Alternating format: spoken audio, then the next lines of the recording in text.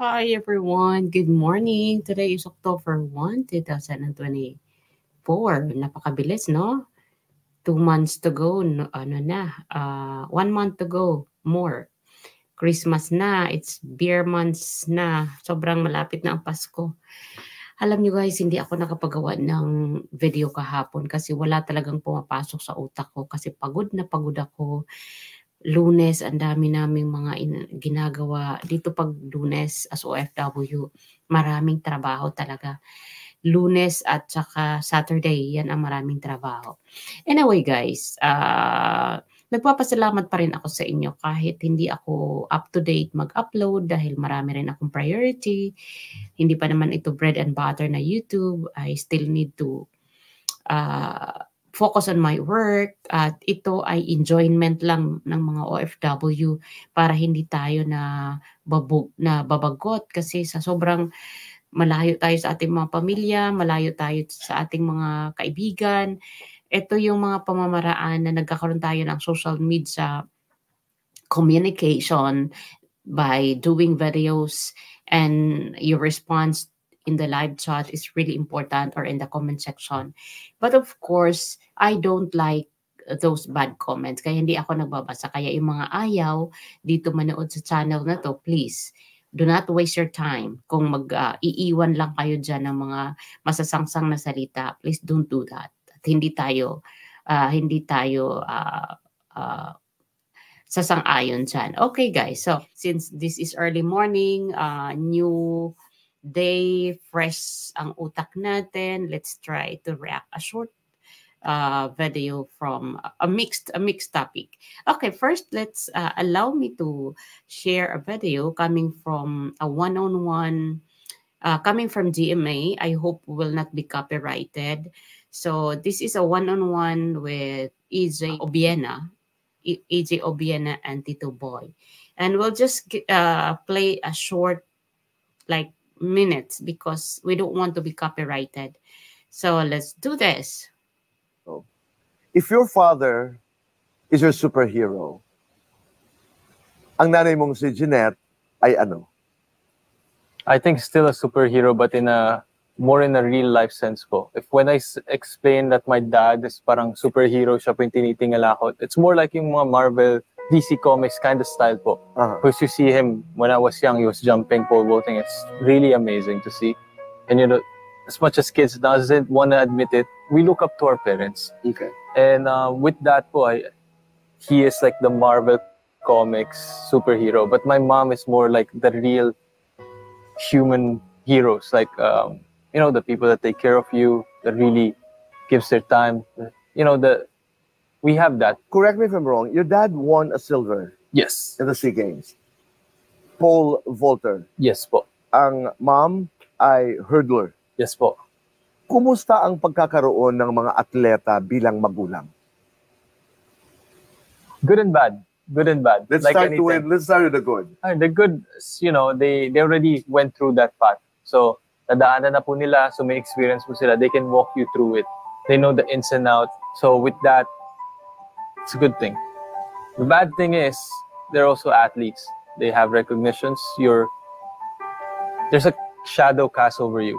You know, as a guy who has an Obiena as a last name, they expect me to dominate the event at such a young age. And everybody knew what my dad or who he was. And also, of course, you know, there are blurred lines. Having your dad as a coach, there are things puna like your dad can say that the coach can't, and there's things that the coach can't say that the dad can.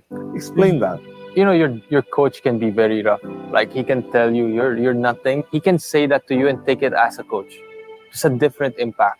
But when a parent says that you are nothing, it's different, right? It's like it gives you this certain emptiness. Like, it's different. When a parent says you're not good enough, it's like a...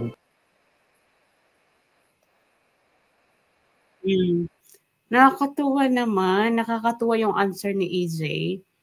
Kasi hindi naman, hindi lang pala si Carlos yung nag-iisa na pinupuna ng magulang. In this interview that he said that when your parents said to you that you are nothing, you are not good, it's a different, pero hindi niya tinake it as a negative.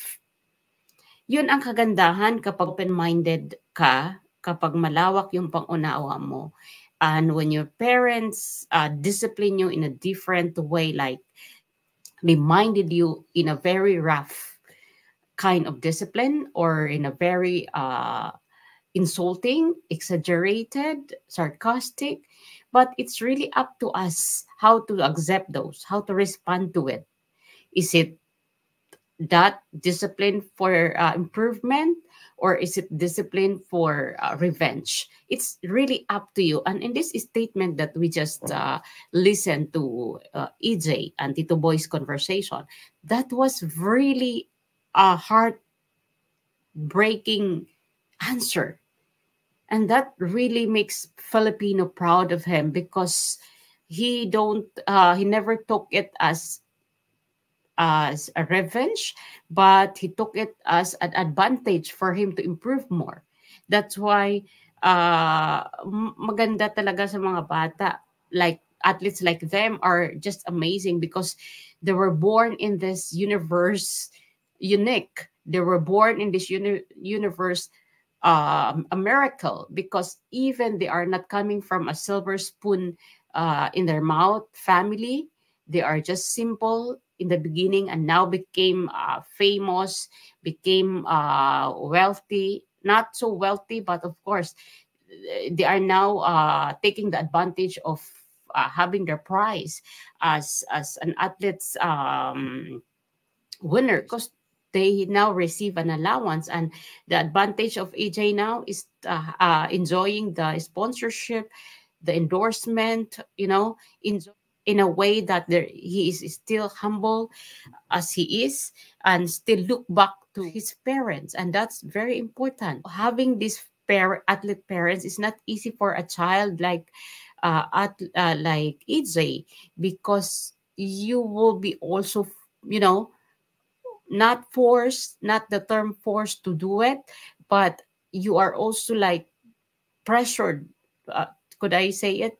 You are pressured to do it because in a family like this, in a Filipino family, we always keep on repeating what we see to our parents. Like us, we are the family on teachers. That's why we also get us. My sister and I is also a teacher, and even my half sister. So that's we are Filipinos. Well, when it comes to the Yulos family, I never know if the parent of Carlos, Mr. Yulo, is an athlete, but the interest of being there is also in their family. Like his grandfather bringing Carlos to the park, taking the advantage of a training, using the basic facility that we have, that we can see in the park. That's also the being into an athlete, because having an interest to bring Carlos every day is one way also of that we could say that their family is hooked into athletes, into something new to their life. At ito yung pinakamaganda sa isang pamilya, sanang ganito yung intact when it comes to supporting talents, no? And now, it's a beautiful conversation. Hindi lang natin mapahabaan kasi baka ma-CPR tayo, hindi natin pagmamayari yung video. And now guys, ang ano ko lang is kapag nandyan ka na, nakuha mo na yung yung binigay na sa'yo yung blessing na yan dahil you were talented on that, parang gamitin mo na yan sa tama. Take the advantage to influence people, inspired, and use your influence to get more kids into the interest of gymnasts and other sports. Hindi na after you got the title, you got the prize, magfo-focus ka na sa sarili mo. Katulad nitong sinabi niya. Let's listen to this again. Na-switch ulit tayo kay Carlos Yulo. Okay, this one. Yung mali ko, tinanggap ko yun, pinagdasal ko yung kay Lord, kumingi ako ng tawad, magpo-focus na ako sa sarili ko ngayon and sa relationship namin ni Chloe and nag-move. Okay, let's stop this. Tinanggap mo na yung mali mo at magpo-focus ka na sa sarili mo. See to it that kapag mag-focus ka sa sarili mo, you are not being selfish. Kasi iba yung nagpo-focus ka sa sarili mo na magiging selfish ka, sa nagpo-focus ka sa sarili mo na you are still recall who are these people before you got this, before who you are now. So now, so he has to see it. He has to see the difference between focusing on his selfishly or selflessly. Iba yon. Yung selfless love that you could give to your parents, that you could give to your siblings and to the people who admire you. And not the selfish, but the selfless love. Magkaiba yon. Kasi ang nangyayari ngayon, nagiging focus ka sa sarili mo and your relationship, but you are being selfish to your family. Meron tayong kasabihan na give whenever we can. Give whenever we can do. Kasi hindi naman lahat ng panahon ay dapat natin sila bigyan. Whenever we can. Since nakikita natin yan sa iyo na pwede mo naman talaga sila bigyan, then use that blessing to share with them, not only to focus to yourself and to your relationship, kasi there are still people behind your success that you are trying to forget now, and those are your parents and your siblings. Now, dapat kapag ganito na meron kang mga failure, every one of us is a failure. Nagkakamali tayo, nananagot-sagot tayo sa magulang natin, hindi tayo nagiging productive, napapag-iwanan tayo when it comes to our mental to our well-being, kasi ang pinoportray natin yung hindi magandang mga planning sa buhay.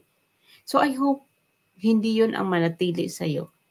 Dapat kapag kapag nagpo-focus ka sa sarili mo, see to it na hindi mo rin napapabayaan ang mga taong nakatulong sa'yo before. See to it na nandyan pa rin sila sa mga plano mo at huwag kang matakot harapin ang failure. Kasi if you fail to say sorry to your parents ngayon, personally, it's because maybe you're afraid what will be the reactions you could receive. Kailangan mong harapin yan. For now, hanggang dito muna tayo. And I'll see you later again. Thank you.